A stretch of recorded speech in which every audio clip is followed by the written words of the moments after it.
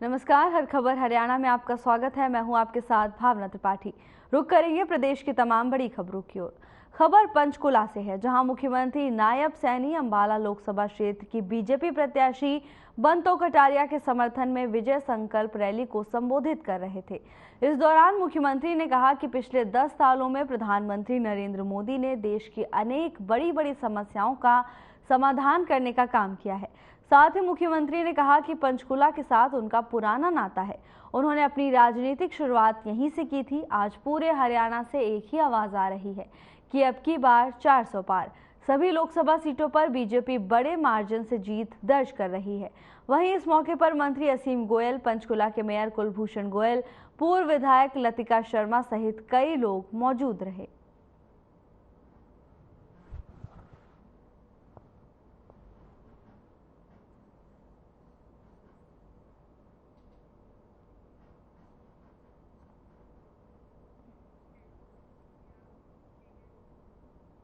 गुरुग्राम में बीजेपी की विजय संकल्प रैली हुई, जिस दौरान पूर्व प्रदेश अध्यक्ष रामबिलास शर्मा, विधायक लक्ष्मण सिंह, कैबिनेट मंत्री बनवारी लाल, विधायक दीपक मंगला भी मंच पर मौजूद रहे। इस मौके पर सीएम नायब सिंह सैनी ने मीडिया से बात करते हुए कहा कि नामांकन के शुभ अवसर पर गुरुग्राम आया हूं। शीतला माता मंदिर में दर्शन कर आशीर्वाद लिया। हरियाणा की सभी 10 सीटों पर बीजेपी की जीत होगी। देश की जनता नरेंद्र मोदी को तीसरी बार प्रधानमंत्री बनाएगी। कांग्रेस जीतने के लिए झूठ का सहारा ले रही है। साथ ही उन्होंने कहा कि कांग्रेस ने सभी जनहितैषी योजनाओं का विरोध किया।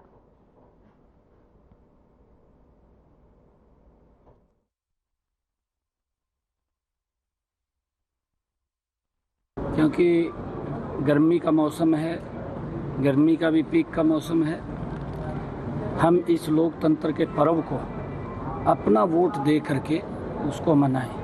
सभी सीटों और जो एक विकसित भारत का सपना आदरणीय नरेंद्र मोदी जी ने वो लिया है, उस सपने में हम सब का योगदान रहे।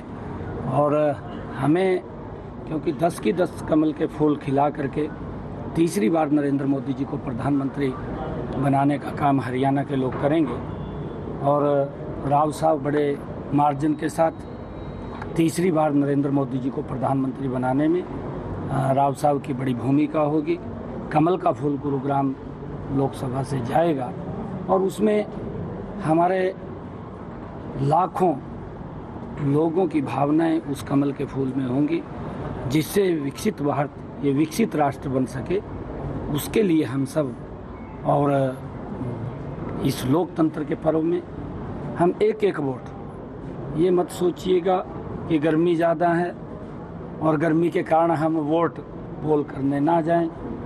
कई बार सोच लेते हैं, परंतु पूरे परिवार के साथ मेरा आग्रह है कि अपने परिवार को साथ लेकर के, अपने मोहल्ले पड़ोस के अंदर बात करते हुए, अपने मित्रजन और रिश्तेदारों से बात करते हुए हम इस राष्ट्र के हित के अंदर अपना वोट दें, अपना योगदान दें, ताकि ये राष्ट्र जिस गति से आगे बढ़ा है इन 10 वर्षों में नरेंद्र मोदी जी के नेतृत्व में, और गति से आगे बढ़ सके। इस वक्त की बड़ी खबर की ओर रुख करेंगे, जहां चरखी दादरी में बीजेपी की विजय संकल्प रैली का आयोजन किया जाएगा। पूर्व सीएम मनोहर लाल रैली को संबोधित करेंगे। इस दौरान पार्टी के कई वरिष्ठ नेता भी मौजूद रहेंगे। धर्मवीर सिंह के पक्ष में की जाएगी वोट की अपील। लोकसभा चुनाव को लेकर बीजेपी अलर्ट मोड पर। इसी क्रम में लगातार विजय संकल्प रैलियों का आयोजन किया जा रहा है। चरखी दादरी में भी विजय संकल्प रैली का आयोजन किया जाएगा। पूर्व सीएम मनोहर लाल रैली को संबोधित करेंगे। रैली में बीजेपी के कई वरिष्ठ नेता भी मौजूद रहेंगे। धर्मवीर सिंह के पक्ष में वोट की मांग की जाएगी। इस वक्त की बड़ी खबर चरखी दादरी से, जहां बीजेपी की विजय संकल्प रैली का आयोजन किया जाएगा। पूर्व सीएम मनोहर लाल रैली को संबोधित करेंगे। धर्मवीर सिंह के पक्ष में वोट की अपील की जाएगी। इस दौरान पार्टी के कई वरिष्ठ नेता मौजूद रहेंगे।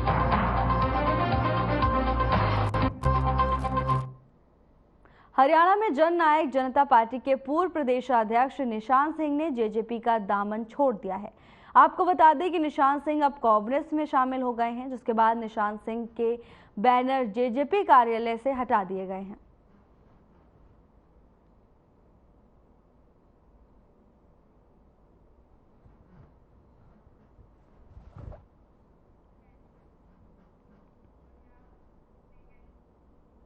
जेल में बंद किसानों की रिहाई की मांग को लेकर किसानों को रेलवे ट्रैक पर बैठे 13वां दिन है, जिसके कारण रेलवे को काफी नुकसान पहुंच रहा है।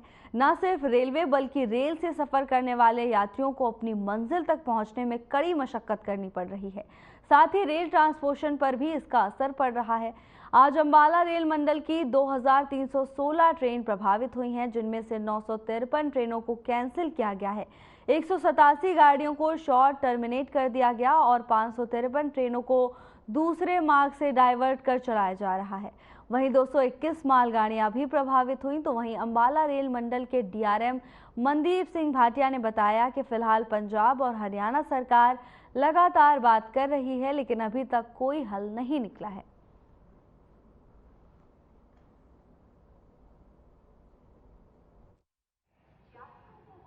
जैसा कि विदित है, 17 अप्रैल से दिन 12 बजे से कुछ किसान शंभू में कैंप कर रहे हैं। उससे हमारा अम्बाला लुधियाना सेक्शन का ट्रैफिक बाधित हुआ है। इसमें 17 तारीख से लेकर आज तक 953 गाड़ियों को कैंसिल करना पड़ा है, 187 गाड़ियों को शॉर्ट टर्मिनेट करना पड़ा है और उसके अलावा 955 गाड़ियों के मार्ग पर चेंज करके किए हैं। तो इससे इस हिसाब से 2095 गाड़ियाँ इफेक्ट हुई हैं। उसके अलावा जो फ्रेट ट्रेन इफेक्ट हुई हैं वो हैं 221। तो कुल मिला के अभी तक फ्रेट और पैसेंजर ट्रेन मिला के 2316 गाड़ियाँ इफेक्ट हुई। नाम गोबिंदर सिंह है, पटियाला तो आया सर, दिल्ली आना है सर, दुकानदार है सर। टाइम का देख लो की हाल है, 8:35 की ट्रेन ये 10:30 दिखा रहे हैं सर। असी कि कोई बंदा कदों कितने मंजिल तक पहुँचेगा तो कदों अपनी घर वापसी होएगी, उसकी परेशानी बहुत है सर। तो जो घर तुरे सी टाइम दिखा रही थी ऑन टाइम, जो इतने पहुंचे अंबाला घंटे का इतने 2-2.5 घंटा डिले दिखा रहे हैं। साढ़े को ऑप्शन भी नहीं रही कि दूसरी ट्रेन या दूसरा कोई विकल्प ले सकिए। क्या कहेंगे, क्या इफेक्ट है किसान आंदोलन का व्यापार पे और आम जनता? सर किसान अंदोलन तो नाल चलूगा ना, किसान अंदोलन चलाने वाले यही ने सर। पहला 15 लाख का वादा करते हैं, फिर कहते सबसिडी देवांगे, फिर कहते पेंशन देवांगे जी।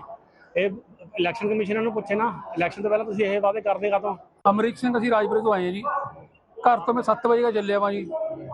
150 रुपये मेरा किराया लग्या ਹੁੰਦਾ, कितने मैं 20 रुपये जाता हूँ ट्रेन से। क्या समस्या आ रही है? समस्या ये ट्रेन टूरना जो भी है गलत हो रहा है बहुत ज़्यादा। क्या किसान पटरी पर बैठे हैं, सही है गलत है, सरकार सही है या गलत? ਹੁਣ ਇਸ ਬਾਰੇ ਅਸੀਂ ਕੀ ਕਹਿ ਸਕਦੇ ਹਾਂ ਜੀ। ਹੁਣ ਅਸੀਂ ਤਾਂ ਆਪਣੇ ਵੀ ਹਰ ਇੱਕ ਨੂੰ ਗਲਤ ਕਹਾਂਗੇ, ਸਾਡੇ ਆਮ ਜਨਤਾ ਉਹ ਹੋ ਰਹੀ ਹੈ ਜੀ, ਜੋ ਵੀ ਹੋ ਰਹੀ ਆ ਪਰੇਸ਼ਾਨ ਹੋ ਰਹੀ है।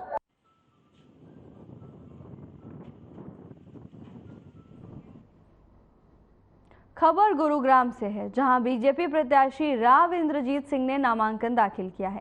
बता दें कि इस दौरान मुख्यमंत्री नायब सैनी के साथ कैबिनेट मंत्री बनवारी लाल भी वहां मौजूद रहे।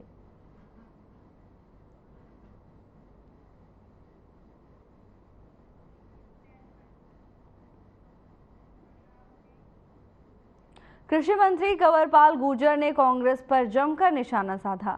उन्होंने कहा कि इस समय बड़ी निराशा का माहौल है, सिर्फ चुनाव लड़ना है इसलिए चुनाव लड़ रहे हैं।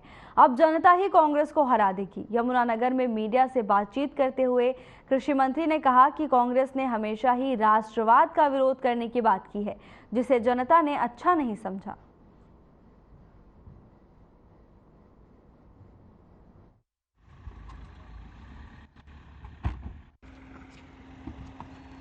तो आज वही लोग जो उनके लोग थे, आज वही समझते हैं कि आज कांग्रेस के पास कोई विचारधारा नहीं है। कांग्रेस केवल विरोध की राजनीति कर रही है, कोई विजन नहीं है कांग्रेस के पास कि देश को किस दिशा में लेके जाना। तो आज उन्हीं के लोग उनको छोड़ के जा रहे हैं। उन्हें इस पर चिंतन करना चाहिए। उनके मुख्यमंत्री रहे लोग भी छोड़ के जा रहे पार्टी को, तो इससे बड़ी क्या बात होगी यार। उनके ऐसे लोग जो उनके नंबर 1 के लोग हैं, मतलब जिसको आप ये कहोगे कि राहुल गांधी के सबसे नज़दीक हैं, ज्योतिरादित्य सिंधिया, वो भी उनको छोड़ के आएंगे। तो आखिर आप अब इंतजार किसकी कर रहे हैं? राहुल गांधी की देख रहे हैं इंतजार के, वो छोड़ कर जाकर पार्टी ने।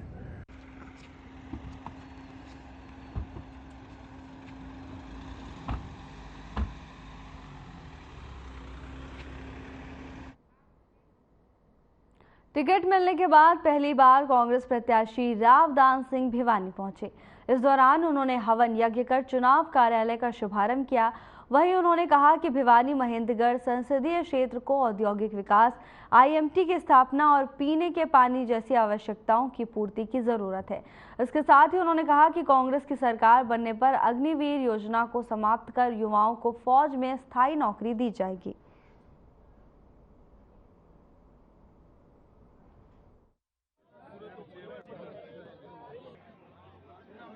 कांग्रेस पार्टी की एक उम्मीदवार चयन की समिति है, उसमें पहले पीईसी, उसके बाद स्क्रीनिंग कमेटी, उसके बाद सीईसी। पूरी प्रक्रिया पूर्ण होने के बाद उम्मीदवार का चयन किया जाता है। ये भारतीय जनता पार्टी की तरह से नहीं है कि जहाँ एक व्यक्ति विशेष रात को लिस्ट बना के सुबह घोषित कर देता है। इसलिए जो समय लगा वो मैं समझता हूँ प्रक्रिया के तहत लगा, और अभी तो नोटिफिकेशन भी आज होगा। चुनाव प्रक्रिया का बेसिक जो मुद्दा है वहाँ से शुरू होगा।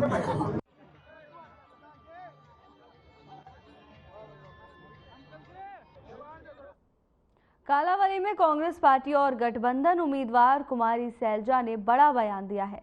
उन्होंने कहा कि भगवान श्री रामचंद्र पहले थे, आज हैं और आगे भी रहेंगे। सत्ताधारी पार्टियां आती जाती रहेंगी। उन्होंने आगे कहा कि कांग्रेस ने मोदी की तरह झूठ और जुमलेबाजी की गारंटी नहीं दी।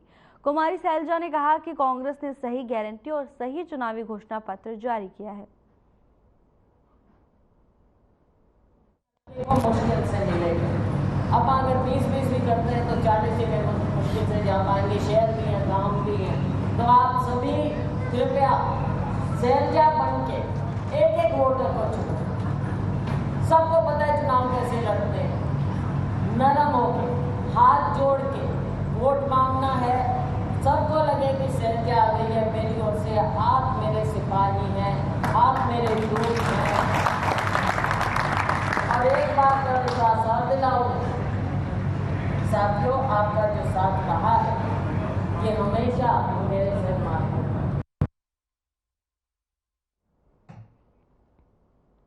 फरीदाबाद लोकसभा में कांग्रेस पार्टी की टिकट महेंद्र प्रताप को दिए जाने के बाद पहले से टिकट की दावेदारी कर रहे करण सिंह दलाल ने गांव झाड़ सेतली में एक पंचायत का आयोजन किया। बता दें कि दलाल की टिकट कटने के साथ ही दलाल समर्थक अपना रोष खुले तौर पर प्रकट करते हुए नजर आ रहे थे, जिसे लेकर महापंचायत का फैसला लेना पूर्व मंत्री करण सिंह दलाल की मजबूरी बन चुकी थी। हालांकि पहले से लगाए जा रहे कयास के मुताबिक इस पंचायत में कोई ठोस फैसला नहीं लिया जा सका। पंचायत में लिए गए फैसले के अनुसार कांग्रेस आलाकमान से फरीदाबाद की टिकट बदलवाने का प्रयास किया जाएगा। अगर ऐसा नहीं हुआ तो करण सिंह दलाल आगे की रणनीति तय करेंगे। पूर्व मंत्री करण सिंह दलाल ने कहा कि कोई भी राजनीति में आ सकता है, राजनीति विचारधारा की लड़ाई है। उन्होंने कहा कि पिछले 10 सालों में किसने किसानों की लड़ाई लड़ी, कहाँ गए वो लोग जब जबरन टोल लगाया गया था। जब भी किसी के लिए लड़ाई लड़ने की बात आई तो हमने सभी के हक की लड़ाई लड़ी है।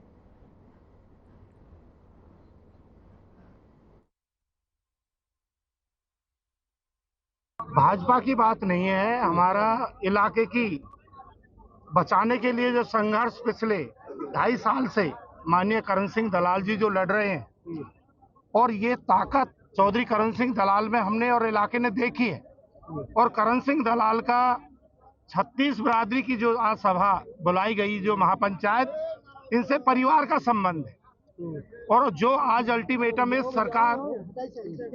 सरकार के खिलाफ और कांग्रेस पार्टी को जो दिशा निर्देश दिए हैं हमारी पंचायत ने, निश्चित तौर पर हमें उम्मीद है कि कांग्रेस हाईकमान आज की इस महापंचायत की कदर करेगा और माननीय करण सिंह दलाल बहुत जल्दी फरीदाबाद लोकसभा क्षेत्र से प्रत्याशी होंगे। जो हरियाणा कांग्रेस के अंदर पिछले दिनों जो चुनाव के मामले में टिकट वितरण का काम हुआ है, उस टिकट वितरण से, और हरियाणा का तो हमें पता नहीं, लेकिन हमारे इलाके के साथ वाकई बहुत बड़ी ज्यादती हुई है।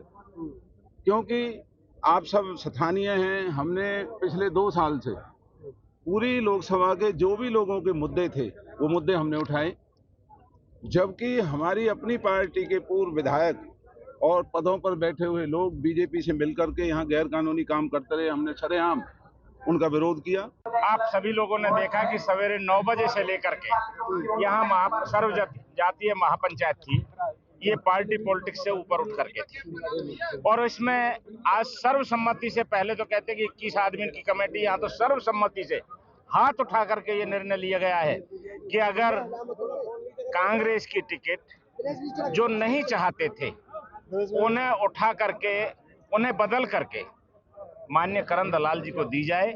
ये सबने सर्वसम्मति से फैसला लिया है। एक तरफ लोकसभा चुनाव नजदीक हैं, तो वहीं दूसरी तरफ जननायक जनता पार्टी के नेताओं द्वारा पार्टी छोड़ने का सिलसिला लगातार जारी है। जननायक जनता पार्टी को झज्जर में भी बड़ा झटका लगा है। आपको बता दें कि जिला अध्यक्ष संजय कबलाना ने पार्टी के कई अन्य स्थानीय पदाधिकारी और समर्थकों के साथ पार्टी को अलविदा कह दिया।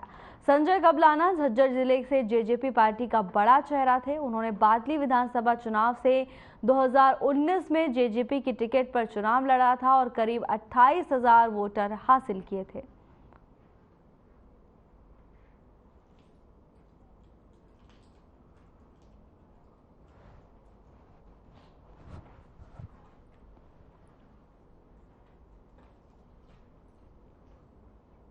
साइंस इंडस्ट्री का हब कहे जाने वाले अंबाला इन दिनों नुकसान के तले दबता जा रहा है।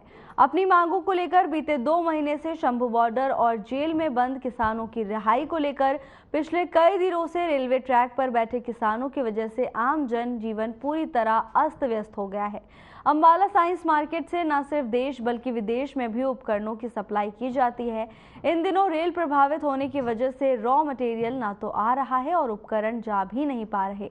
यहाँ से न सिर्फ देश बल्कि विदेश में भी उपकरणों की सप्लाई की जाती है, लेकिन किसान आंदोलन की वजह से प्रभावित रास्तों का खामियाजा साइंस व्यापारी भुगत रहे हैं और अब तक उन्हें करोड़ों का नुकसान हो चुका है।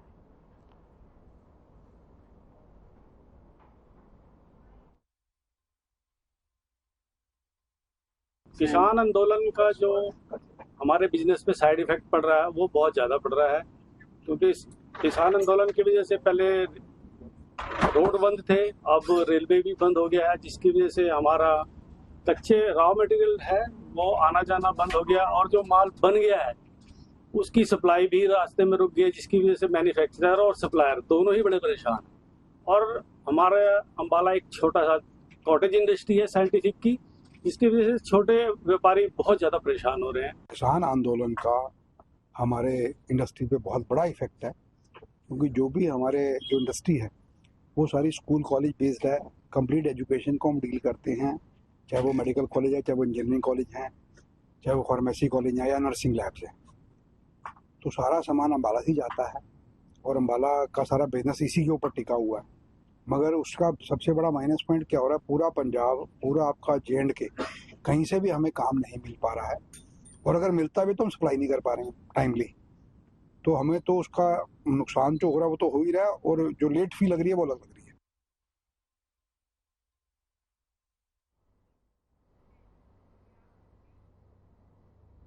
फरीदाबाद के थाना धौज इलाके में नेकपुर के जंगलों में एक नए नवेले दूल्हे का शव पेड़ पर फांसी के फंदे पर लटका हुआ मिला।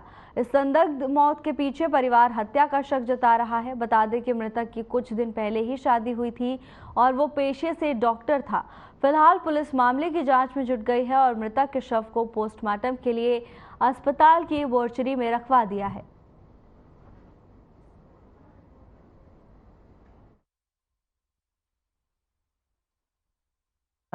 थानेदार बोले कि ऐसा करो कि हमने कि नंबर इसका ट्रेस्ट पे डाल दो कि कम से कम हमें मालूम पड़ जाए, पता चल जाएगा हमारा बंदा है कहाँ। लेकिन उन्होंने हमारा कोई भी सूचना, मतलब हमारी कोई उन्होंने सुना ही नहीं।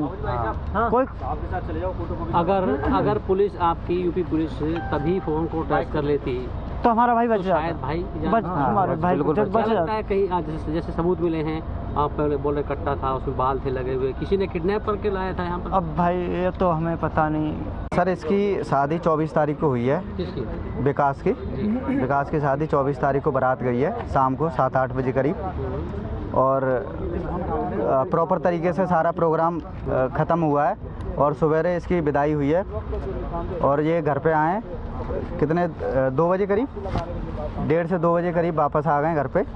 उसके बाद अगले दिन मतलब 25 को ये घर पे आ गए दुल्हन को लेके। फिर अगले दिन 26 तारीख को इनका जो कंगन वंगन की रस्म होती है वो हुई है। होने के बाद जैसे 3-4 बजे करीब ये रस्म हुई है। 4 बजे के बाद 1-1.5 घंटे आराम से घर पे रहा है ये और उसके बाद 6 बजे के 6:30 बजे के लगभग ये घर पे बोले गया है मैं बाज़ार जा रहा हूँ। पुरदिल नगर हमारा कस्बा लगता है बाज़ार, तो वहाँ पे ये किसी दूसरे की बाइक से लिफ्ट लेके ये गया है वहाँ पे और वहीं से ही उसकी मतलब गायब हो गया है। फिर हमें पता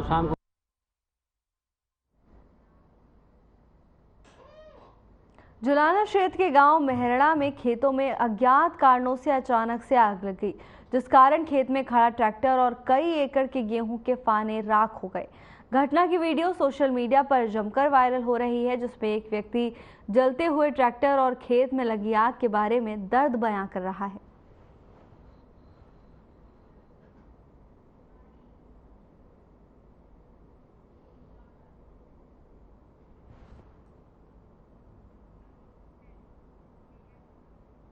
रेवाड़ी जिले के गांव प्राणपुरा में जमीन विवाद को लेकर दो भाइयों के बीच खूनी संघर्ष हो गया। इस संघर्ष में दोनों पक्ष के करीब 10 लोग घायल हो गए, जिनमें बुजुर्ग पति पत्नी की हालत चिंताजनक बनी हुई है। खून से लथपथ घायलों को अलग अलग अस्पतालों में भर्ती कराया गया है। इस मामले को लेकर दोनों पक्षों में तनाव की स्थिति बनी हुई है। वहीं पुलिस मामले की जांच कर रही है।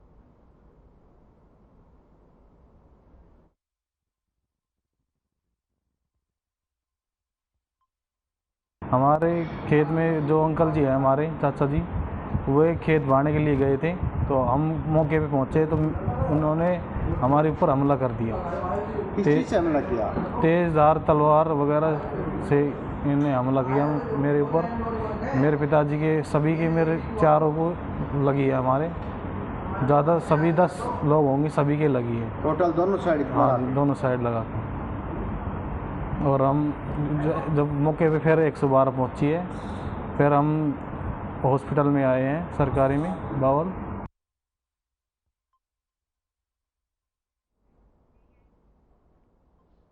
अम्बाला में तेज रफ्तार जीप चालक ने एक दुकानदार को टक्कर मार दी, जिसके बाद आसपास के लोगों ने घायल व्यक्ति को अस्पताल पहुंचाया, जहां उसका इलाज चल रहा है। जानकारी के मुताबिक तेज रफ्तार जीप चालक ने चाय की दुकान लगा रहे व्यक्ति को टक्कर मारी और मौके से फरार हो गया। हालांकि आसपास के लोगों ने जीप का नंबर नोट कर लिया। मामले की जानकारी पुलिस को मिलने के बाद पुलिस मौके पर पहुंची और आगामी कार्रवाई में जुट गई है।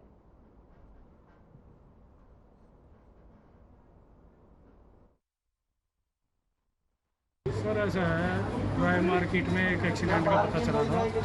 वो भी एक गाड़ी वाला, एक एक्टिवा चाय की दुकान करता था, वो बाहर खड़ा था, तो उसने उसको टक्कर मार दी। तो तलाश जारी है, वो टक्कर मार के फरार है और बयान लेने के लिए सिविल हॉस्पिटल अम्बाड़ा घाट में आया है। सर कितनी क्या चोटें आई है? उसकी जो राइट टांग है उस पर चोट ज़्यादा आई है। अभी एक्सरे होगा, उससे पता चलेगा। जो आगे कार्रवाई बनती है वो कार्रवाई करते हैं। गाड़ी नंबर पता चल चुका है जी? गाड़ी नंबर अभी पता तो चला है, अभी देखते हैं, अभी कंफर्म करके जैसा भी होगा कार्रवाई, उचित कार्रवाई। यही इनके कृष्णा टी स्टॉल का साथ में दुकान है मेरी, और मैं जैसे घर से आ रहा था तो पता लगा बंदों से कि थार एक गाड़ी है, महिंद्रा थार, जो कि पूरी तेज़ रफ्तार से आई है, और उन्होंने इस बंदे के, ये आप एक्टिवा के अपनी दुकान लगा रहा था और उसकी दुकान को साथ ही उस बंदे को भी टक्कर लग गई है। और उसको बताया जा रहा है कि अभी सिविल हॉस्पिटल में एडमिट है और उसकी राइट टांग में फ्रैक्चर आया हुआ है। आज ही पापा रोज की तरह सामान लगा रहे थे दुकान के बाहर।